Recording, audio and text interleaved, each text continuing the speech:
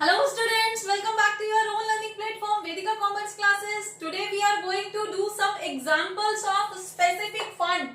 अब specific fund को किस तरह से रिकॉर्ड किया जाता है, किस तरह के स्पेसिफिक फंड होते हैं, कितने तरह के होते हैं, ये सब हमने लास्ट क्लास में किया है. अगर आपने नहीं देखा है तो एक बार देख लेना, आपके लिए हेल्पफुल होगा.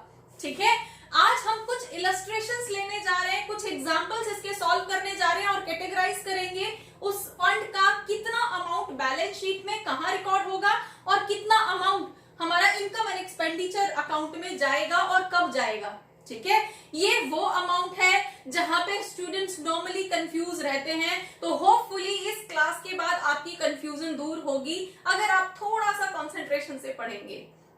तो फर्स्ट हम एग्जांपल ले लेते हैं. टूर्नामेंट फंड हमारे पास सपोज 2 लाख रुपीस है हमारे पास, मींस एनजीओ के पास. ठीक है, दूसरी तरफ उस टूर्नामेंट के लिए एक्सपेंसेस किए हैं 60,000 और हमारे पास उस टूर्नामेंट के टिकट सेल होके या XYZ किसी भी फॉर्म में मुझे 80,000 और पैसे मिले हैं. तो इस टूर्नामेंट से इनकम कितनी हो गई है हमें? इस टूर्नामेंट से ये 2 लाख रुपए इनकम थे और उसमें डोनेशन, स्पेसिफिक डोनेशन या टिकट्स की फॉर्म में 80,000 और मिल गए. तो बैलेंस शीट के अंदर, अब बैलेंस शीट में लायबिलिटी साइड आप क्या रिकॉर्ड करते हो? टूर्नामेंट फंड के नाम से आप ये दोनों इनकम शो करोगे. 2 लाख प्लस 80,000, तो हमारे पास कितना है? 2,80,000 आपके पास इनकम है और माइनस कर दोगे एक्सपेंसेस, और एक्सपेंसेस कितने हैं? 60,000 के एक्सपेंसेस हैं. तो अब at the end of financial year आपके पास टूर्नामेंट फंड कितना बचा? दैट इज 2,20,000 का टूर्नामेंट फंड आप बैलेंस शीट के लायबिलिटी साइड में शो कर देंगे. ठीक है, क्लियर? अब नेक्स्ट एग्जांपल लेते हैं. सपोज हमें सिर्फ एक मैच के एक्सपेंसेस दिए हुए हैं. हमें बोल दिया match expenses and that is 50,000. बस, इसके अलावा हमें कोई डिटेल ही नहीं दी. अब इससे रिलेटेड कोई फंड अवेलेबल है, नहीं है, इससे रिलेटेड कोई डोनेशन मिली है, कुछ नहीं पता, हमें कोई डिटेल नहीं दी गई है. सिर्फ एक्सपेंसेस बता दिए कि एक मैच हुआ है और उस मैच को कंडक्ट कराने के लिए हमारे 50,000 रुपए खर्च हो गए हैं. तो अब सिर्फ एक्सपेंसेस हैं, इनकम है ही नहीं, कोई फंड है ही नहीं. तो ये सारे के सारे एक्सपेंसेस कहां क्लेम करोगे? अब ये तो सरप्लस से ही क्लेम होंगे ना, खर्चे तो हो गए एनजीओ की इनकम से, और एनजीओ का इनकम क्या होता है? सरप्लस होता है. तो अब इसको हम कहां रिकॉर्ड करेंगे? इनकम एंड एक्सपेंडिचर अकाउंट में, डेबिट साइड में हम इसको रिकॉर्ड कर देंगे. क्लियर? यहां पे हमारे पास इनकम थी, उस इनकम में से खर्च हुआ था. अब टूर्नामेंट के नाम का फंड था, उसमें से कुछ टूर्नामेंट कराया, उसमें कुछ खर्च हुआ, जितना बचा यहाँ पे लिख दिया. अब यहाँ पे तो हमें कुछ डिटेल दी नहीं है, तो इसको हम इनकम एंड एक्सपेंडिचर अकाउंट से क्लेम करेंगे और डेबिट साइड में रिकॉर्ड कर देंगे. बैलेंस शीट में लिखने के लिए कुछ नहीं बचा हमारे पास. ठीक है, इस फंड के अकॉर्डिंग. सपोज अब थर्ड एग्जांपल हम ले लेते हैं. हमारे पास कुछ प्राइज फंड है that is of 1 lakh rupees. 1 lakh रुपए का हमारे पास प्राइज फंड है और इस फंड को हमने कहीं इन्वेस्ट कर दिया था. 10% के अकॉर्डिंग 10,000 रुपीज का हमें उस पर इंटरेस्ट भी मिल गया है. देन हमने कुछ प्राइज पेड भी किए हैं, लाइक ट्रॉफी वगैरह की है, और ट्रॉफी हमने की है लगभग 60,000 की हमने ट्रॉफीज पे कर दी है. एंड इस पैसे को हमने कहीं इन्वेस्ट भी कर रखा था. 40,000 रुपीज हमने इन्वेस्ट भी कर दिए थे. क्लियर? अब हमारे पास इनकम कितनी थी? फंड था हमारे पास 1 लाख रुपीज, उसमें हमें 10,000 और रिसीव भी हो गया, इंटरेस्ट रिसीव हो गया. ठीक है, एंड उसमें से हमने 60,000 का प्राइस भी पे कर दिया. तो एक बार हम इस तरफ अपनी बैलेंस शीट के अंदर इसको सॉल्व करके देख लेते हैं. तो हम क्या बनाएंगे? यहाँ पे हम प्राइस फंड करेंगे और प्राइस फंड के अंदर हमारे पास ओपनिंग फंड कितना है? Opening fund is 1 lakh rupees. उस पे मुझे इंटरेस्ट मिला है 10,000 रुपीज का. ठीक है, और उसमें से हमने 40,000 रुपीज इन्वेस्ट कर दिए हैं। अब हमने जो पैसा इन्वेस्ट किया है वो इसी फंड में से निकला है। आपकी बुक के अंदर इसको दो तरह से सॉल्व किया गया है। एक मेथड के इस इन्वेस्टमेंट अमाउंट को आप यहां से माइनस करोगे। अब इन्वेस्टमेंट हुई है तो आपका एसेट क्रिएट हो गया है, फिर उस एसेट को आप इन्वेस्टमेंट के नाम से यहां शो करोगे। और अब अगर एसेट इंक्रीज हुआ है तो एसेट आपके कैपिटल प्लस लायबिलिटी के इक्वल होते हैं ना, वो फिर कैपिटल फंड के अंदर भी प्लस हो जाएगा। तो या तो आप यहां माइनस करोगे, यहां प्लस करोगे और यहां पे एक आइटम इंक्रीज कर दोगे। ठीक है, तो यहां पे तो आपका एसेट इंक्रीज हो गया, फाइन, एक एसेट इंक्रीज हो गया, लेकिन यहां पे माइनस किया और यहां पे प्लस किया तो प्लस और माइनस तो न्यूट्रल हो गए ना, है ना।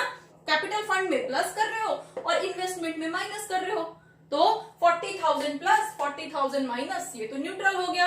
तो यहां पे दूसरा तरीका है कि हम इसको लिखते ही नहीं है, क्योंकि प्लस और माइनस जीरो ही हो गया ना, तो हम उसको स्किप कर देते हैं। तो अब हमारे पास, हम इन्वेस्टमेंट को यहाँ पे स्किप कर देंगे और नेक्स्ट आपके पास क्या है, माइनस एक्सपेंसेस। आपने कितने एक्सपेंसेस बियर किए, 60,000 रुपीज उस मैच को कंडक्ट कराने में खर्च किए। ठीक है, तो फाइनली आपके पास कितना बचा, 110 में से 60 आपने खर्च कर दिए, तो 50,000 रुपीज का प्राइज फंड आपके पास अभी भी बचा हुआ है। आप यहाँ पे मेंशन कर दोगे। ठीक है, और इनकम एक्सपेंडिचर के लिए कोई भी अमाउंट यहाँ पे नहीं जाएगा, क्योंकि फंड ज्यादा है, खर्चे कम है। क्लियर हुआ? होपफुली इन्वेस्टमेंट को किस तरह से ट्रीट करते हैं वो भी आपको समझ आया होगा। अगर इन्वेस्ट हुआ है यहाँ से पैसा, तो उसकी एंट्री या तो 3 जगह होगी। 3 जगह कहाँ, यहां से माइनस, कैपिटल फंड में प्लस, और यहाँ पे एक नया आइटम इन्वेस्टमेंट का एसेट में इंक्रीज हो जाएगा। क्लियर? या फिर आप ना यहां लिखो मत, यहाँ पे लिखो, दोनों जगह से स्किप कर दो, एक ही बात है। ठीक है, सिर्फ एक जगह यहाँ पे इन्वेस्टमेंट दिखा देना। क्लियर? नेक्स्ट एग्जांपल लेते हैं। हमें किसी भी एक स्पेसिफिक सोर्स से इनकम हुई है, लाइक हम यहाँ पे सिनेमा शो का एग्जांपल ले रहे हैं, तो सिनेमा शो के टिकट्स हमने सेल किए हैं, उससे मुझे 50,000 रुपीज की रिसीट मिली है, और उस सिनेमा शो को कंडक्ट कराने के लिए 10,000 खर्च हो गए हैं। अब यहाँ पे किसी भी फंड की बात नहीं की गई है, एक स्पेसिफिक एक कोई टास्क करवाया गया है, उस टास्क के टिकट बेचने से हमें इनकम रिसीव हुई और उस टास्क को कंप्लीट कराने में कुछ खर्चे हुए, बस। इनकम और एक्सपेंसेस दो ही चीज दी गई है, किसी फंड की बात नहीं हुई है। इसका मतलब है कि इसका ट्रीटमेंट सिर्फ और सिर्फ इनकम एंड एक्सपेंडिचर अकाउंट के अंदर ही किया जाएगा, बैलेंस शीट में इसका कोई भी अमाउंट नहीं जाएगा। ठीक है, ये 50,000 आप इनकम साइड में डाल दो, इनकम एक्सपेंडिचर अकाउंट के, और एक्सपेंसेस साइड में 10,000 डाल दो। ठीक है, तो आपका दोनों साइड में आपके आइटम आ जाएंगे। दूसरी तरह से आप 50 में से 10,000 माइनस करके सीधे इनकम फ्रॉम सिनेमा शो 40,000 करके आप इनकम साइड में भी डाल सकते हो, लेकिन इन आइटम्स की जो रिकॉर्डिंग होगी वो सिर्फ और सिर्फ इनकम एंड एक्सपेंडिचर अकाउंट में होगी। ये आपकी इनकम है इसलिए इनकम साइड जाएगा, और ये आपका एक्सपेंस है इसलिए एक्सपेंसेस साइड जाएगा। ठीक है, तो आप इसको दो तरह से रिकॉर्ड कर सकते हो, लाइक आप इधर इनकम शो कर दोगे 50,000 और इधर एक्सपेंसेस शो कर दोगे 10,000 के, या तो आप इस तरह से कर सकते हो, या फिर आप दूसरी तरफ इनकम एंड एक्सपेंडिचर अकाउंट के अंदर आप सीधे 40,000 की इनकम फ्रॉम सिनेमा आप 40,000 यहाँ पे लिख सकते हो। दोनों ही तरह से आंसर आपका सेम ही आएगा। नाउ नेक्स्ट इलस्ट्रेशन इज, हमारे पास पवेलियन फंड दिया गया है, that is 10 lakh rupees. Okay, then pavilion को बनाने में, कंस्ट्रक्ट करने में 6 लाख रुपीज खर्च हो चुके हैं, and the condition is still not completed. अभी भी वो पूरी तरह से कंप्लीट नहीं हुआ है। ओके, डोनेशन मिली है हमें पवेलियन के लिए, स्पेसिफिक डोनेशन हो गई 5 लाख रुपीज। एंड हमारे पास जो कैपिटल फंड है, एनजीओ का जो कैपिटल फंड है, that is capital fund means capital, that is 20 lakh rupees. Okay, अब ये हमें डिटेल दी गई है, कंस्ट्रक्शन में हमारे एक्सपेंसेस दिए गए हैं और साथ में ये भी बोल दिया गया है कि पवेलियन बनके अभी पूरी तरह से तैयार नहीं हुआ है। इस फाइनेंशियल ईयर में 6 लाख रुपए हमारे खर्च हो गए हैं। ठीक है, अब 6 लाख रुपए हमारे खर्च हो गए हैं तो हमारे फंड में से तो 6 लाख रुपए कम हो गए ना।